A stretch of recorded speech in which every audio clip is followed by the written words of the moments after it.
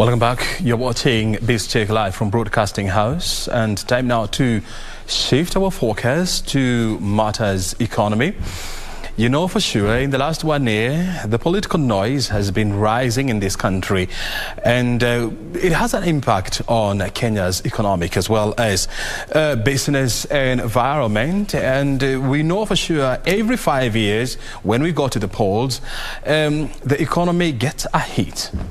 And this time around, is it going to be different? Well, we are watching to see whether things will be different this year. But all indications are that this time around things will be different, and we are going to conduct ourselves in a peaceful manner, vote for our candidates and elect the people that we want to elect, and then we go about our business. And we want now to look at Kenya's economic as well as business environment in the face of the ongoing elections or political noise. And joining us is a very well respected businessman, Dr. Muljibhai Pindolia. He has been in the business industry for more than 40 years.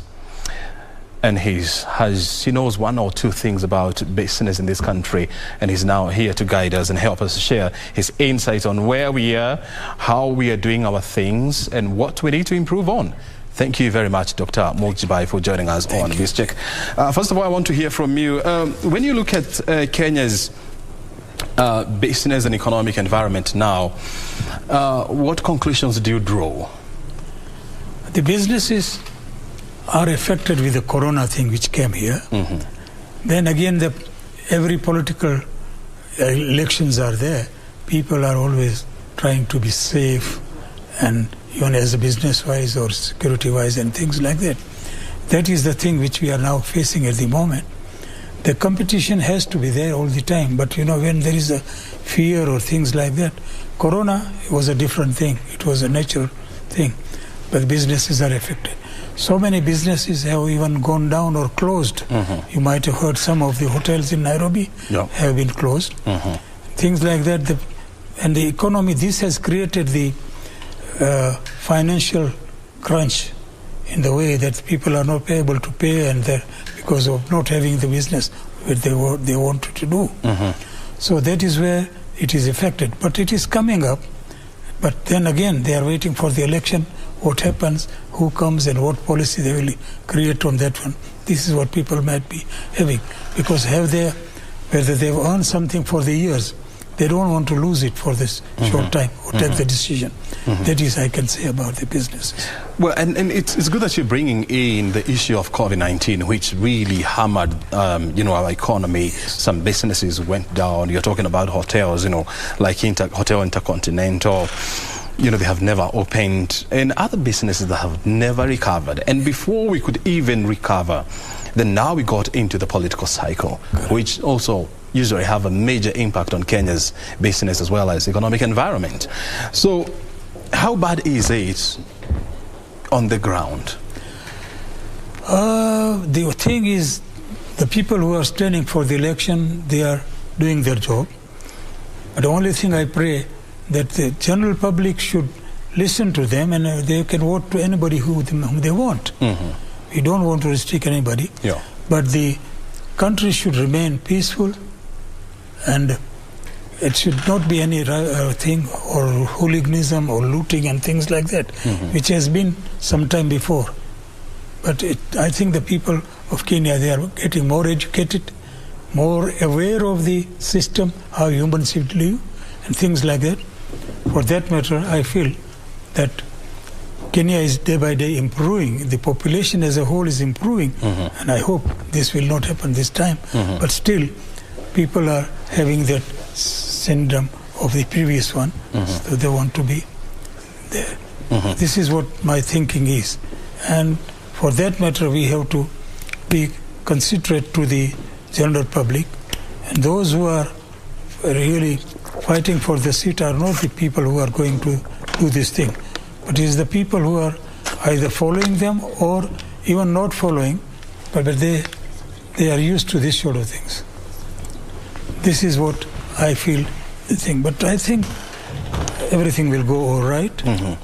and we just a few days we are there, so we just pray that everything will be okay. You have been in business since 1959. Yes.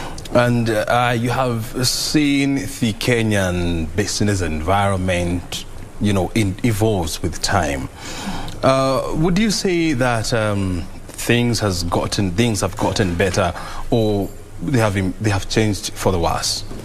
No, I think change has come for the good. I would say that. Reason being, there were people who were not indigenous, who were controlling the business and industries of them. Many of the local people are coming into the business, which is a good environment. And if after Uhuru has been achieved, after the independence has been achieved, in 1963, if the local people are not getting their share, then it will not be right independent. So in many countries, we have seen that independence fruit has to go to the local people of that country. So that way, I think Kenya heading forward. Many trading companies or industries and things are being handled by the indigenous Africans, whether they are the owners or they are the employees there. They are doing very well. You can see at the banks and other offices, it's entirely run by the local people. That is the meaning of the independence. That's what I feel. And what do we then need to do? Because, change is always good, especially if it is improving, the situation. And so, when you look back at where we've come from and where we are now and where we would want to go, what do we need to do to improve the business environment in this country? The thing is, I would like the local people be encouraged. The indigenous people should be encouraged rather than bringing the overseas people and taking over the country as an economy. My feeling, sometime it comes, we were colonized by the British politically. At the moment, like other countries, what we see in Sri Lanka and the Zambia and things, the people who are rushing to our country to have the resources eliminated and things, they should not have this country as a colony economically. This is what my think is. So economy should be in the hands of the people of the country, and not to be overseas people should not take. Or if we are taking any aid from anybody, it should be from several countries, not from one country to colonize. That is my view. That is your view. Do you think we are doing that? I think we are leaning to some countries. We are not, but now recently I'm looking that we are taking aids from other countries, which is good. If we have to take, then we should split it to several countries, so one should not dominate us. As if you feel that this is the case, and of course we know that in the last 9-10 years, as a country, we've really courted Asia for development assistance. Is this what you're referring to? Yeah, it's not the Asia as a whole. It's one country from that area, which is even giving the problem to us as a traders or as a manufacturers, anything. Because they have a lot of money and they have good manpower. They are pouring their manpower here also. Other day you must have seen that they were selling the roasted maize and things like that. Smaller thing, which an ordinary person in the country can do that. Why they should take over those things? Similarly, they are taking a lot of trades here. River Road, if you see nowadays, there are a lot of shops of them. They are owning retail shops. Now, retail shops should be always with our indigenous people. That's what my feeling is. So if the changes come on that nature, I'll be very happy to see that indigenous people are getting the chance. But Dr. Pindolia, for sure that as an economy is growing, as it becomes more inclusive, and as you open your economy to the outside world, then you have more people also coming in as you develop more opportunities. You have more people coming in from different parts of the world, to become part of that process. So how do you create a system whereby it favors, the locals, and you shield the locals, from intense competition from the outside? The outside competition should be in certain percentage. I'm not against that. Then people of local person, they are knowing the tactics or the business environment from them. And then that experience they are using by being employed by the people, by the traders at that time or industry at that time. That is fine. But there should be certain percentage of people of domination of the outside people. Majority domination should gradually start from here. Before the independence, it was not there. Because the colonialists, they were having this thing in their own hand. I remember the days that we could only use building material when I'm in the building trade from that particular country, UK and things. And no other country's material was allowed. Now it is allowed from everywhere. So let them do it, whatever you feel good, you buy it. But still, the local people, external people, I'm not against the people coming from overseas or anywhere in the country. Though I am originally from India. Yeah. So it is not that it's there. But the independence means that local people should have major share. And they learn from those other people, that is also fine.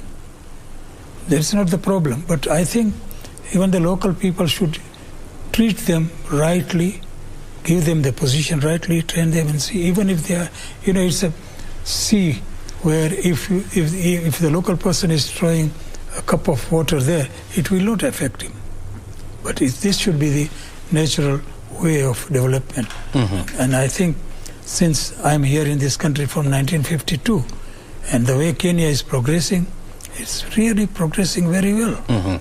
You see, when you look at, some of the countries where I would say, we say that, they are our model when it comes to creating a conducive business environment. They are our model when it comes to developing the economies. You always have a mixture of everyone, diversity in business, diversity in economic development, diversity in social growth. And so if you lock some people out, from doing business, then you're not likely to benefit from their wealth that they are bringing on board. So how then do you handle that kind of a situation? See, that situation, for looking at an industry, if the industry is producing everything there, but some of the ingredients are produced by the small people, small industries. And many of them I'm seeing in the industry area, for example, Juakali. Those things were in the hands of some of the people from overseas and things. Today, Juakali, they are producing a lot of things. Although they are in informal sector, doesn't matter. But from there, the people are developing. Even the students are developing from there by making things not so quality-wise, but then they go to the industry slowly. I've seen some people there, and they are doing it. So those people who are doing as a professional in this, they have been pushed out, and the new people are coming, especially the young one. If you see in this area of Donham, Jogo Road and so on, I think they are important people even. They are feeding a lot of farmers and things, may not be so attractive product. Doesn't matter. Its purpose is served, which is very good. So from that purpose, they will keep on improving. For example, wheelbarrows. I am also buying the wheelbarrow from them and selling to other people, from the Juakali people. Doesn't matter. So that's all right. We have to encourage the smaller people to come up slowly. That should be the policy of every industrialist or traders or anybody, to encourage them and come up, because that is the way we are serving the nation. That's what I'm feeling. And when you look at business policies, that are developed by the government, are you convinced that they are friendly enough to allow SMEs or small and medium enterprises to thrive and grow? Yes, they are doing well, but the thing is, on the ground, the effect is not that much what they are talking on the laws and things like that, which should be tackled by the authority going to the ground, the effect and things, and keep on improving those things. They should do. But the thing in our country is different. If you have an influence with anybody, then you are benefiting more. That should go. And as far as the other people are concerned, I think there should not be any segregation of the people or the community or anything to do this thing. So they should support it, and the policy has to be. But it is the work where this is going to happen everywhere, with the known people or relatives and things like that, which should not be the case. So hope that whoever comes in the power again, they try to look into it and try to just give to anybody qualifying for that thing, I'm not saying. But the problem here, even I'm feeling, some of the people are used to take something from bank or from anywhere and not to return, if it was a loan or something. Even the students in the university, they are looking for taking something for nothing, not to return. So this mentality has to be created. But those mentalities can be even created by the religious institutions, churches, temples and things, to install. Going further to that, because in the United Nations, one of the things in Spain, I talked about it, when UNICEF had a meeting, that you cannot expect the government or United Nations or anything to do the law to harass. There are things which our religious institutions has to put into the people, they are following them, that these are the sin, you should not do it. These are the sin, you should not do it. Otherwise, if they have not done that, the abuse to the children, abuse to the women would have not been that much what is happening today. So there is a responsibility of the religious institution and the general public and the parents or the elders of any family or community to put into the people's mind when they are younger. You cannot put when they have achieved age of 18, 20 years. You have to bring them from the younger age, taking them to the churches and temples and whatever the religious institutions are. So this is the thing which I am feeling is lacking here. I have talked to some of the Christian people about this. The most of the people, they are just looking for their own position and collecting the money and this and that. But that should be the secondary. The first thing should be to install the culture of that religion. I believe in all religions are putting the same culture in a different way. Doesn't matter. But after all, we are saying God is one. So we are reaching to the God from different channels. That's fine. But we are not installing what should be installed in their followers. This is which we have to preach and things. There are not many people who are doing that. But it's not reaching through the family. That is the thing. And family at the moment with this high education and things like that, family, they are throwing the children to the school and the teachers. But the first teacher is the parents. Then comes the educational teacher. Then comes the preachers of the religion and things like that. So that has to be understood by everybody. And when you look at our taxation models or taxation policies, is there anything that can be done? Because when you talk to many SMEs, they will tell you that our taxation policies are somehow punitive to businesses that are still small and that are still struggling, to get through.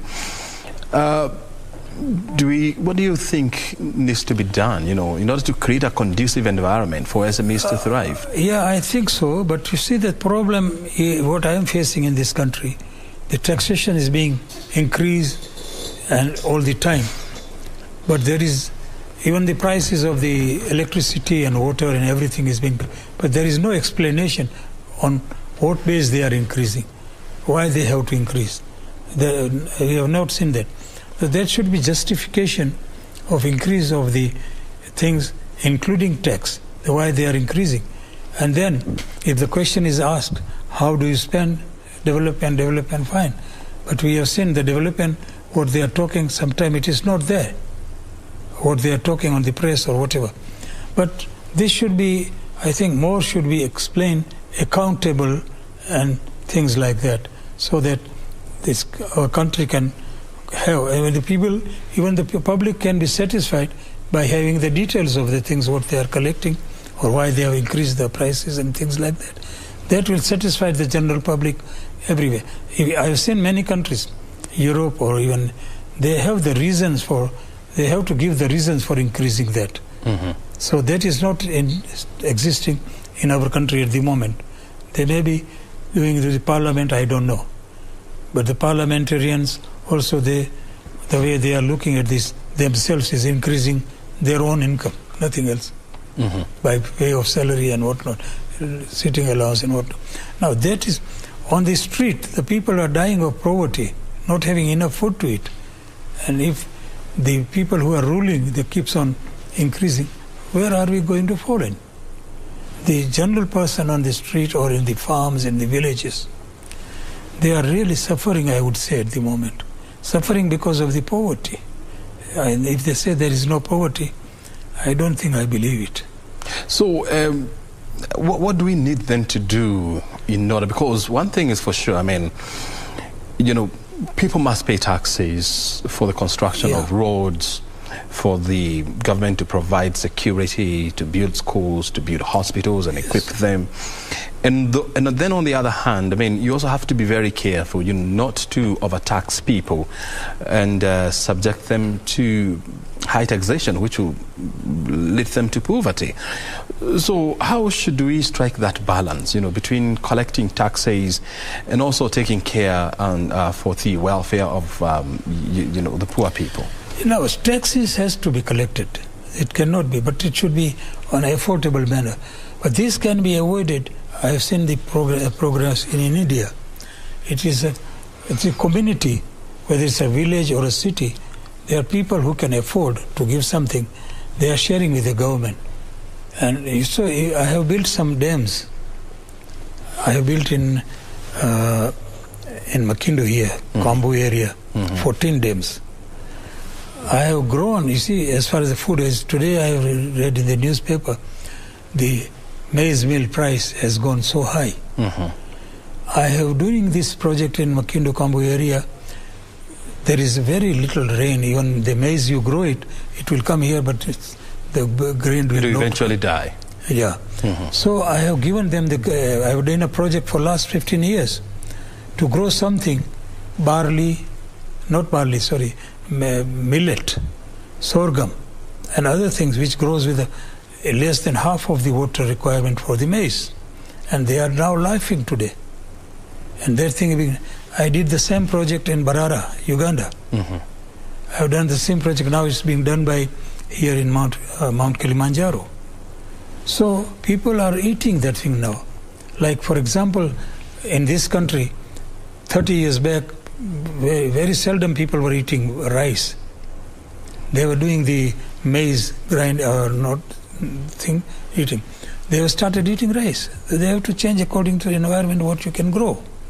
So this thing is to be needed economically to do this, and so people should not depend only on maize. Very cheap things, and today people have started eating that thing as uji and whatnot, even ugali. The green grams which I am growing, one person told me that how can you cook it? I said, when you grow it and come out, or I have got the seed, let me tell you how to do this. You can do the ugali of it by mixing with the rice. So we have to change our food grain. But in short, what I'm saying, the public involvement in the government, what they are doing, will help the government, and they will also attract their things. So the schools, even my community at the moment is helping the schools where the toilets and the bathrooms and things are depleted, or aiding the classes, doing that. A lot of people are doing. You must be reading there. But same thing, community should be also responsible, not throwing everything on the government. That government is not doing government. What is government? Government is, we are the government, actually. But whatever the government could, we can awaken them by talking to them or doing the things together, not only just talking. If we are together with them to support them to do whatever, and then we should do it. Government schools, even government schools are our schools, not government school.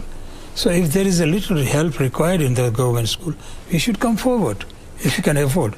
I'm glad that you're bringing in that issue, because we have, become a society whereby everything is serikali saidia, serikali saidia, serikali do this, serikali do this. But, you know, as citizens of this country, I mean, and I like the fact that you're saying that we are the government, because at the end of the day, we as the citizens, we decide who are going to be in charge of the government, who are going to lead this government. And so what is the responsibility of us as Kenyans, you know, in ensuring that, you know, we are part of that delivery process in government? Yeah, so what I feel that first we should see any person who is starving, for example, disabled person, whatever help we can give, whether it's a neighbor or community person or your relative, we should have a certain responsibility to look after them. For example, the old people also, when they can't do anything, we should have a responsibility. I have seen many families or people, their parents themselves, they are not taking the responsibility when they go to old. I think it's wrong. They have really, when you are young or since you were born, they have looked after you like anything. Now, when you are leaving them when they are old, I think those are the people really starving, and they expect something, that when they have educated you and they have grown up and do this, when you are independent, you are just leaving them, which is a wrong thing. This is a community responsibility.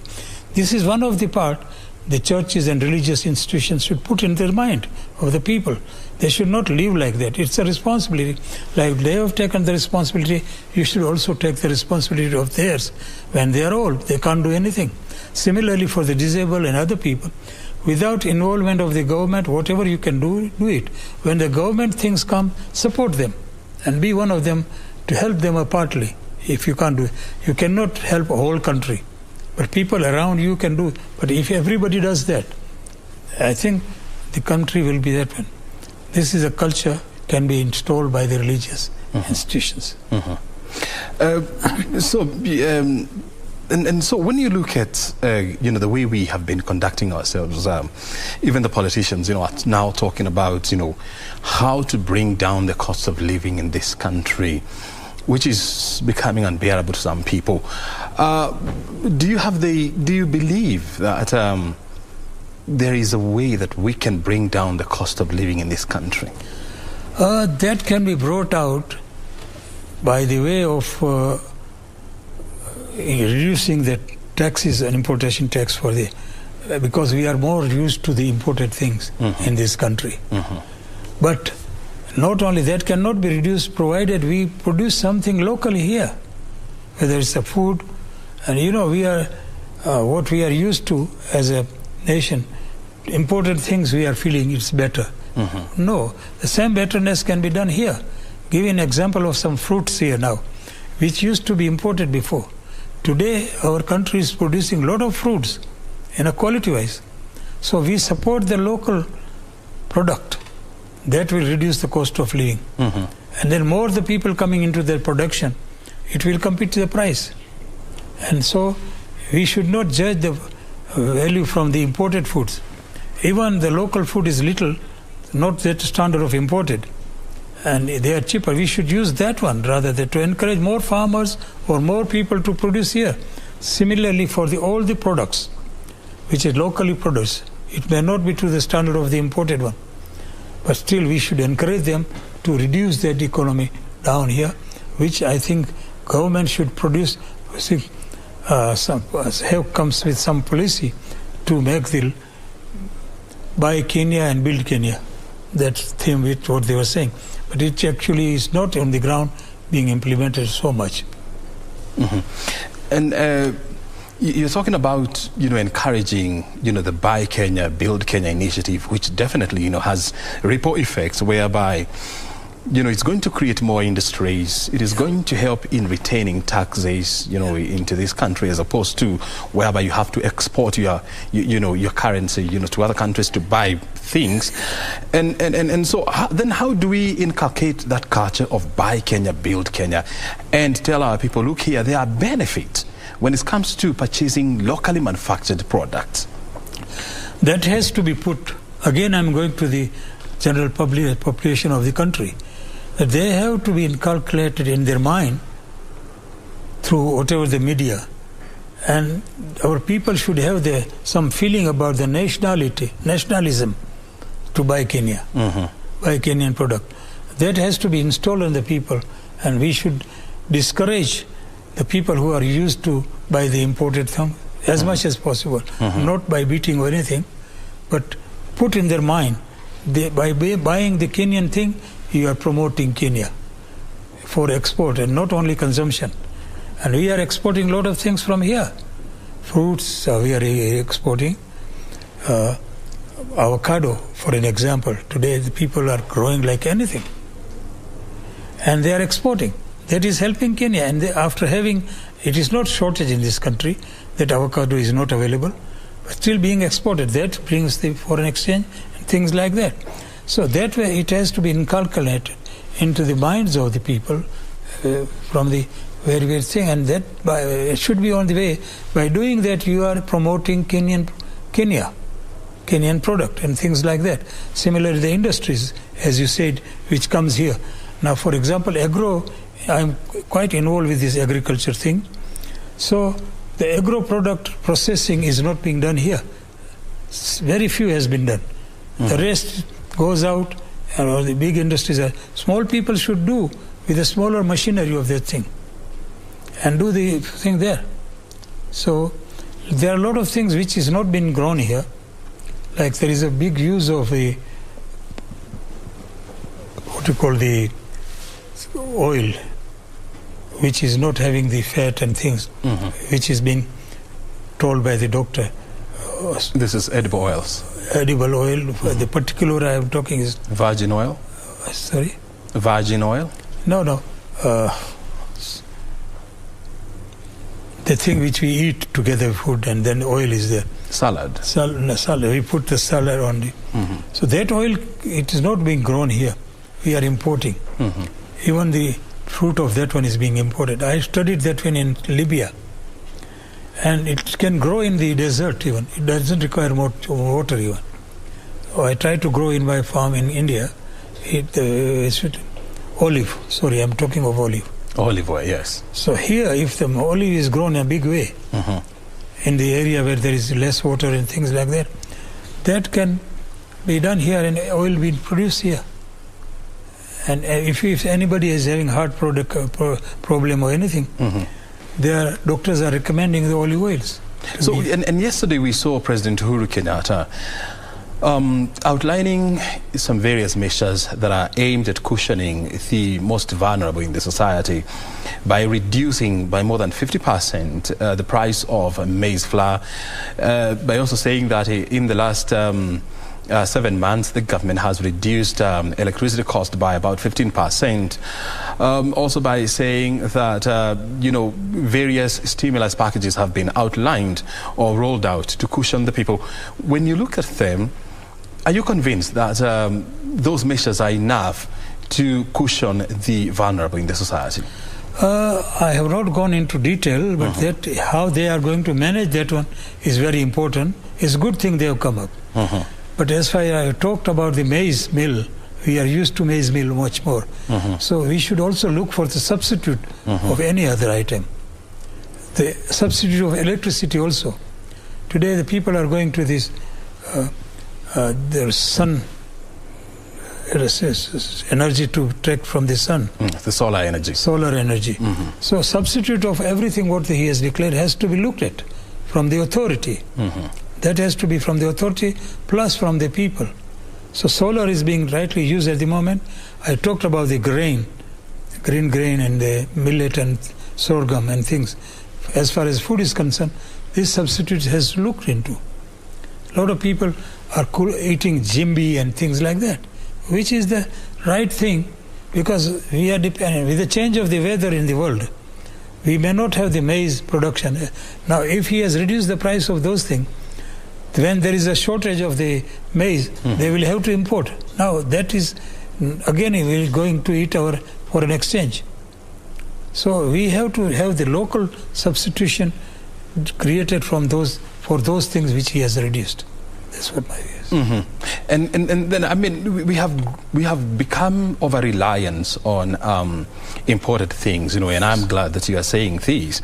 Yet, you know, as a country, we can actually grow a lot of these things that we import. Correct. For example, you're talking about, you know, the cooking oil, which has appreciated in prices by more than 150% in the last 6 months. Yet, you know, the Kenyan coastline, the areas around Ukambani, you know, the climate there is favorable enough to grow and produce palm oil, which is used in the production of, yes, you know, cooking oil. We're also talking about importing things like maize. Yeah, we're importing a lot of maize from Zambia, from Malawi, from Tanzania, and spending so much money, you know, on imports. Yet, as a country, we have some of the best, you know, climates in this country. I mean, in this region, we can grow so much maize, you know, in most part of this country. What we just need is just water. So how comes we are yet to realize these and take advantage of that? Let me give you one example. Since I have been in this country, a lot of cotton was being grown on the western part of Kenya, and Nyanza, Eldo, Nyanza, everywhere. There were factories who were producing the clothes from there. Many, not very, very old, but 20, 25 years back, in Eldoret, in Kisumu, and everywhere. They closed. Why? Because people went for something quick earning, and they stopped producing the cotton. Now, today they have started doing it again.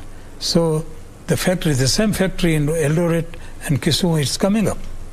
Now, these examples should have been taken by the people who are in authority and by the public itself. That the country to doing. In Uganda, more cotton was being grown. Today they have started growing again. So we become the thing. In Nigeria, what I heard, when they got the oil, they left agriculture quite late. And then when they are now starving, they are now again plowing it. They have now gone back into agriculture. And now they have become a major producer of rice. Yeah. They should continue, and the cotton is still clothing. Most of the clothing we are importing. Yeah. Even the second-hand clothing. 98% of our clothing is imported. Why should we import? The cotton has to be, that is also the economy of the country. So if you don't think on that line, the public cannot, but that is, authority has to think on that line and give some subsidy who are growing, encourage them. So this one, cotton is one part. Similarly, there are so many things. Just declaring the price, the more at the present situation will be more importation will come in. Now, where is the foreign exchange? Today, even you want to get the $50,000 for importation, we are not getting from the bank because it's not there. To be very frank, I'm in the business. The price of 72 shillings per dollar was there for many years. Today it has gone to 118 declared, but you can't get it without 122. Wow. A dollar. Being a trader myself. So how you, by just declaring, and if you don't have the substitution to be help from the locally, then you are encouraging the importation. This is what my thinking is. And when you look at our import bill in this country, I mean, and this is just a conversation that we are having here, we were having here earlier on, you know, we spend about 30% of our GDP, you know, on imports. And so when you look, for example, at oil, you know, we spend more than 1 trillion shillings, you know, importing oil. Look at, you know, even importing vehicles, and we import a lot of second-hand vehicles in this country. We are spending more than 200 billion Kenya shillings, you know, on importing these things. Yet these are things that can be manufactured here. So because time is not on our end, so how do we then harness, you know, the potential that we have and ensure that we ramp up the productivity in this country to avoid, you know, exporting a lot of our forex? See, this is the main thing what you're talking at the moment. But the life is becoming expensive because of the, see, when the dollar has risen, all the import bills are in Kenya shilling is risen. That is affecting the individual and every way. What I talk about the dollar price, when it was 72 and today is 122, it is going to go on the consumer. In between, whether it's a manufacturer or is a trader, he's not going to put it from his own pocket. So this is the life is getting expensive, and the affected people are the one on the grassroots level, more affected. Even the employees now, the teachers are asking 60% wage. It's too high, but they cannot. Even the standard what they declared in month of May for in minimum salary.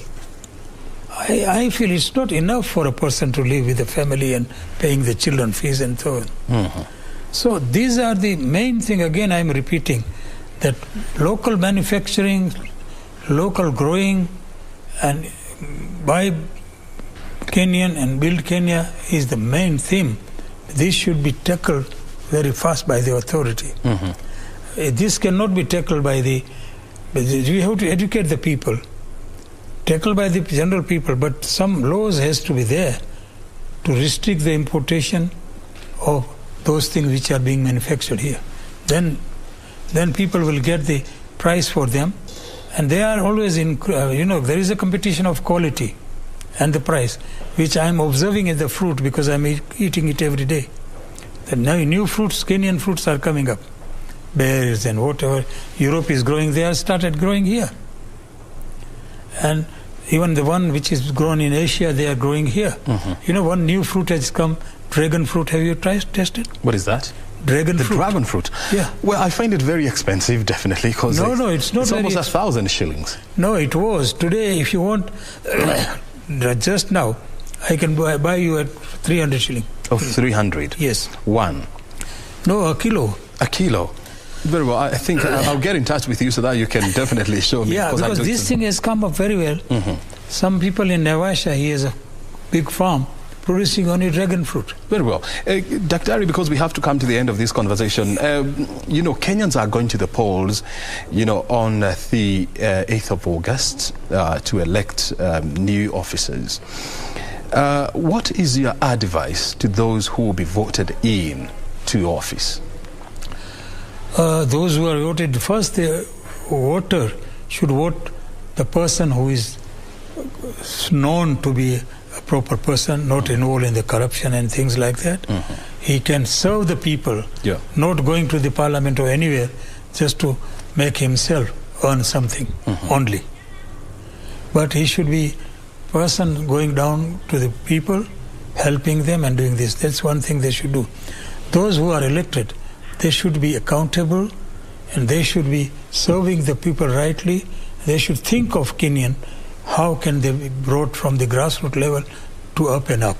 Not only thinking of the one class of people who are shouting for him or doing for him.